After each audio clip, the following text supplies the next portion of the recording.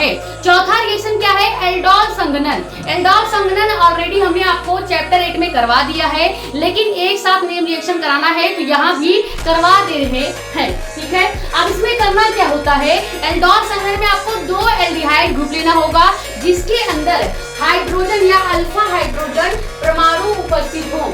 ऐसे 2 aldehyde group लेने हैं और उसको आपको तनु अम्ल या क्षार की उपस्थिति में संघनित करना है। संघनित का मतलब क्या है? कि दोनों एल्डिहाइड ग्रुप को कंबाइन करके रिएक्शन करना है। क्लियर? तो सबसे पहले जब हम 2 एल्डिहाइड ग्रुप लेंगे जिसके अंदर ऑलरेडी अल्फा हाइड्रोजन परमाणु प्रेजेंट हो, वो एल्डिहाइड ग्रुप का जैसे ही हम तनु अम्ल या क्षार की उपस्थिति में संघनन करवाएंगे तो हमें क्या मिल जाएगा? एल्डोल मिल जाएगा। और यही एल्डोल बनने के कारण इस रिएक्शन का नाम क्या हो जाता है? एल्डोल संघनन हो जाता है। क्लियर? तो 2 एल्डिहाइड परमाणु लेने हैं। हम यहाँ पे मान लेते हैं CH3 CHO एक बार ले लिया।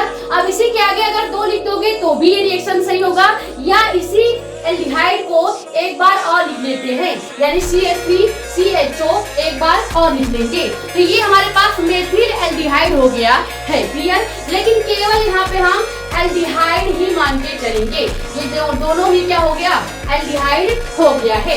अब जैसे इसको क्या करेंगे? संघनित करेंगे। संघनन का मतलब क्या है? कि दोनों ही एल्डिहाइड एक साथ कोलैब करेंगे, एक साथ मिलके वाष्पीकरण की प्रक्रिया को करेंगे या संघनित होंगे। क्लियर? तो जब इसका संघनन होगा तो यहाँ पे एल्डोल बनता है। एल्डोल कैसे बनेगा? अब इसको ध्यान से देखिएगा। यहाँ से अगर हम CH3 को इधर लिख लें तो यहाँ पे क्या बच जाएगा? केवल CHO बच जाएगा। अब यहाँ पे ऑलरेडी एक CH3 CHO पूरा बचा हुआ है।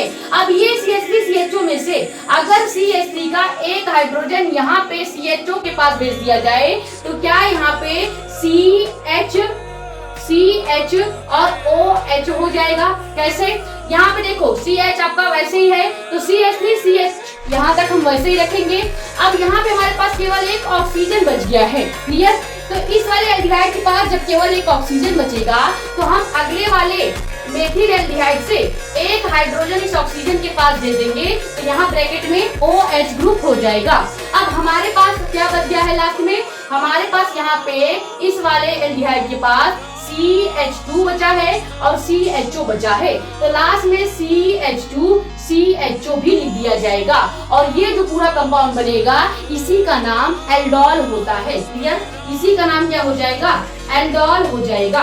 और यही एल्डोल बनने के कारण ये पूरा कंप्लीट रिएक्शन जो है एल्डोल संघनन कहलाता है। समझ में आ गया?